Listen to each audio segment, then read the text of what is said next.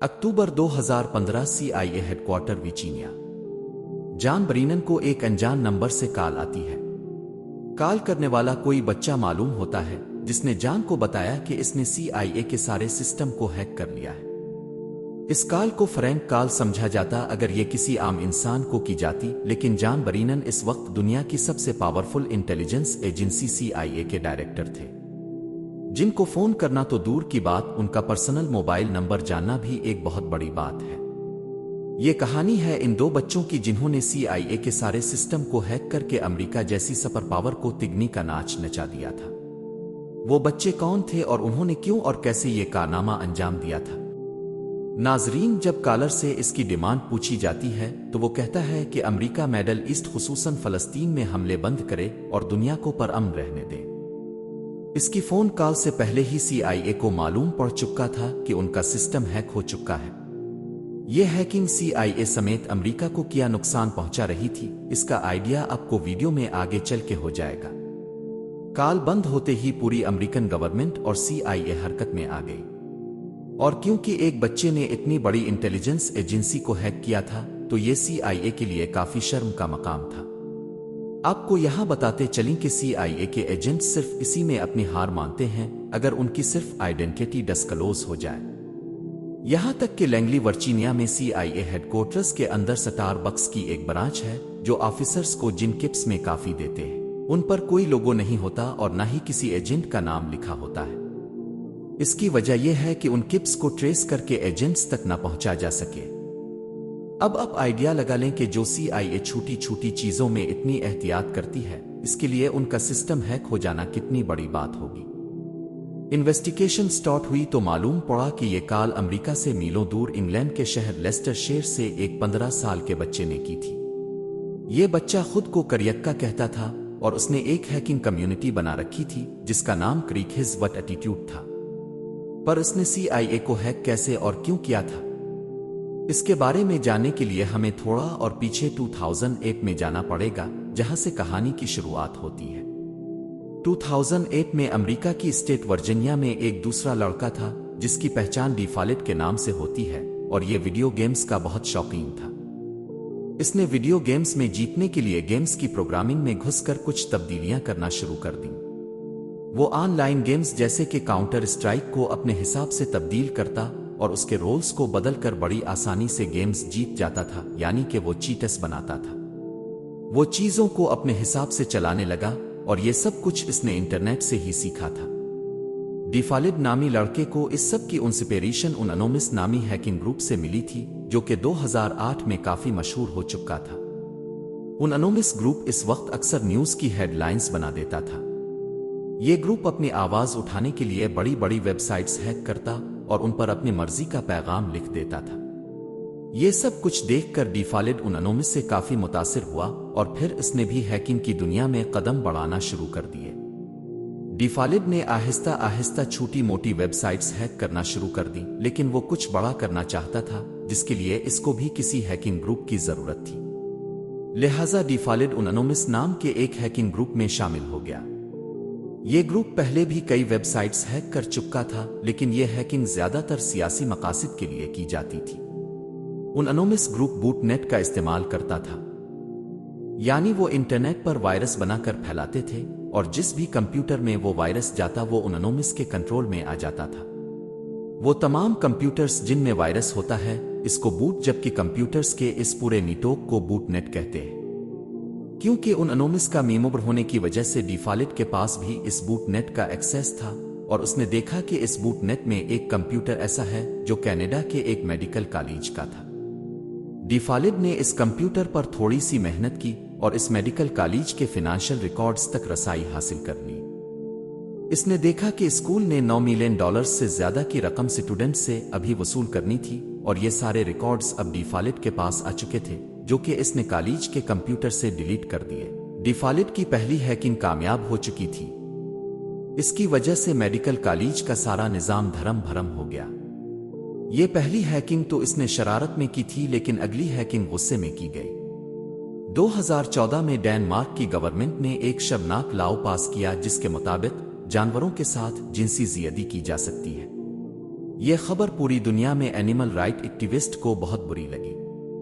Default کے پاس خود بھی ایک کتا تھا جس کو وہ بہت پیار کرتا تھا، لہٰذا ڈیفالٹ نے غصے میں آ کر اپنے گروپ کے ساتھ مل کر ڈینمارک کی آفیشل ویب سائٹ کو ہیک کیا اور اس پر بڑا بڑا لکھ دیا کہ کیا اب جانتے ہیں کہ اب کی سرکار جانوروں سے زیادتی کی اجازت دیتی ہے۔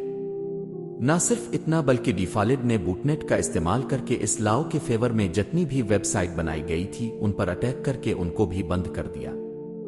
ڈینمارک کی آفیشل ویب سائٹ ہیک ہونے کی وجہ سے یہ بات پھیل گئی اور پوری دنیا میں ڈینمارک کے اس قدم کی مذمت ہونے لگی۔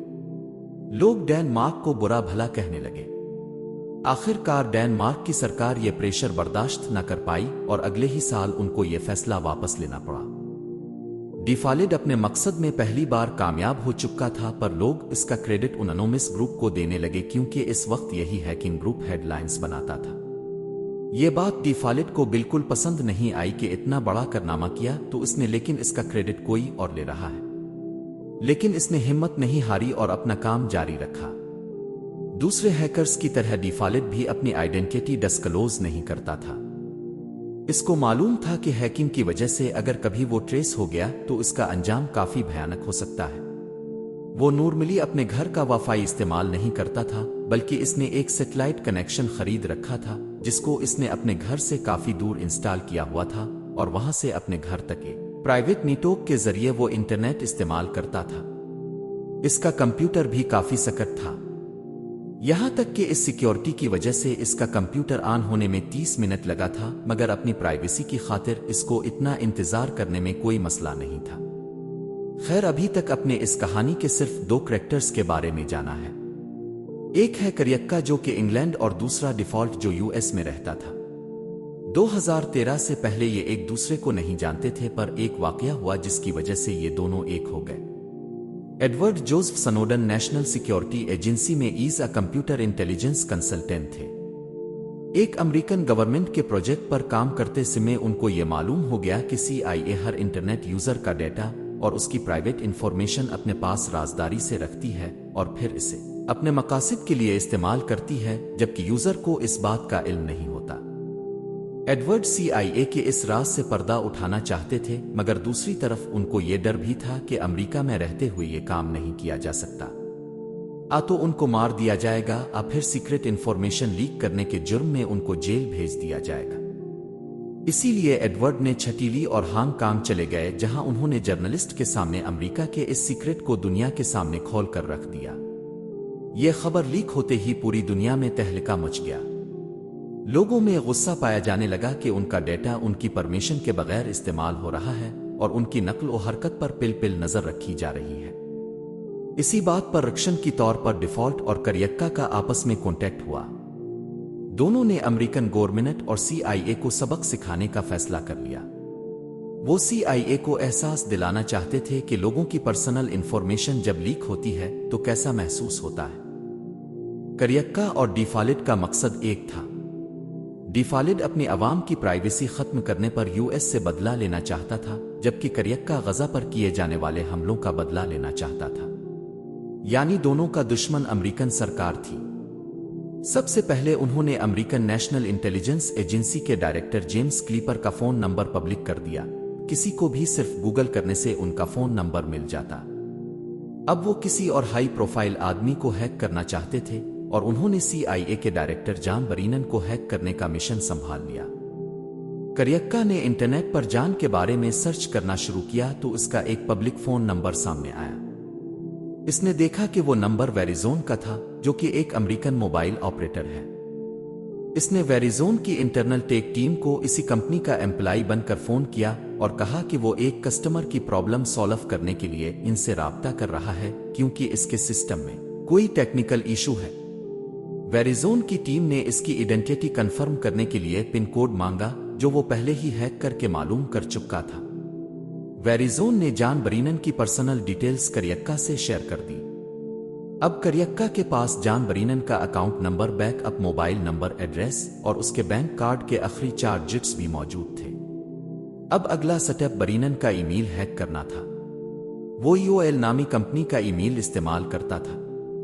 اس نے EOL سپورٹ ٹیم کو کال کیا اور کہا کہ میں اپنا پاسورڈ بھول گیا ہوں، اس کو ریسیٹ کروانا ہے۔ EOL کے سپورٹ ممبر نے کنفرم کرنے کے لیے بینک کارڈ کے آخری 4 ڈجٹس پوچھے جو کریکا کے پاس پہلے سے موجود تھے۔ اس طرح کریکا نے فوراً اس کے ای میل ایڈریس کا ایکسیس پا لیا۔ اب CIA کے ڈائریکٹر کا پرسنل ای میل اکاؤنٹ کریکا کے پاس تھا۔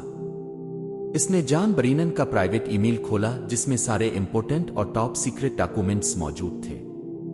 دوسرے CIA آفیسرز کا ڈیٹا، ان کے سوشل سیکیورٹی نمبرز اور گورنمنٹ سے ملنے والی انسٹرکشنز۔ تب تک برینن کو بھی خبر ہو چکی تھی کہ اس کا ای میل اکاؤنٹ ہیک ہو چکا ہے اور اس نے فوراً اپنا اکاؤنٹ بند کروا دیا۔ مگر اب کافی دیر ہو چکی تھی کیونکہ کریکا یہ سارا ڈیٹا اپنے پاس ڈاؤن لوڈ کر چکا تھا۔ کریکا نے ایک ایک کر کے سارے آفیشل ڈاکومنٹس پبلک کرنا شروع کر دیے، جس سے پورے امریکہ میں ایک قرآن مچ گیا۔ پوری دنیا میں CIA کی بدنامی ہو رہی تھی۔ اب ان کے لیے ہیکرز کو پکڑنا مجبوری بن چکا تھا۔ وہ ہر حال میں جلد از جلد ان کو پکڑنا چاہتے تھے، لیکن وہ کوئی بھی سراغ حاصل نہیں کر پائے۔ جان برینن کو فون کرنے کے کچھ دنوں کے بعد کریکا نے ڈپارٹمنٹ آف جسٹس کے 9,000 جبکہ FBI کے 20,000 ایجنٹس کی پرسنل انفارمیشن سوشل میڈیا پر شیئر کر دی۔ یہ سب کچھ کرنے کے بعد کریکا آرام سے اپنی زندگی گزار رہا تھا۔ وہ سمجھتا تھا کہ شاید اسے پکڑنا ناممکن ہے، لیکن دوسری طرف ڈیفالٹ جو کہ USA کا ہی ریزیڈنٹ تھا، وہ اب پریشان رہنے لگا۔ اس سے ڈر تھا کہ اگر وہ پکڑا گیا تو اس کی شامت آنے والی ہے۔ شاید وہ کبھی پکڑے نہ جاتے اگر ڈیفالٹ سے یہ غلطی نہ ہوتی۔ اس نے نشے میں اپنے دوست کو بتا دیا کہ CIA کو ہیک کرنے کے پیچھے اسی کا ہاتھ ہے۔ بس یہ غلطی ڈیفالٹ اور کریکا دونوں کو لے ٹوپی۔ چند دنوں کے بعد FBI نے ڈیفالٹ کے کمرے میں چھاپا مارا اور اس کو گھسیٹتے ہوئے لے گئے۔ انٹروگیشن کے دوران کریکا کا نام بھی سامنے آیا، جس کو برٹش پولیس کی مدد سے آریسٹ کروا لیا گیا۔ کریکا کا اصل نام کین گیمبل جبکہ ڈیفالٹ کا نام جسٹن گریا لیورمین ہے۔ کم عمر ہونے کی وجہ سے کریکا کو 2 سال کی قید سنائی گئی، جبکہ ڈیفالٹ جو کہ ڈائریکٹلی CIA کی ہیکنگ میں انوالڈ نہیں تھا، اس کو 5 سال کی سزا سنائی جاتی ہے۔ دونوں آج جیل سے آزاد ہیں اور سائبر سیکیورٹی میں اپنا کیریئر آگے بڑھا رہے ہیں۔ اب کیا سمجھتے ہیں کہ دونوں نے ٹھیک کیا غلط؟ مجھے کومنٹس میں ضرور بتائیے گا۔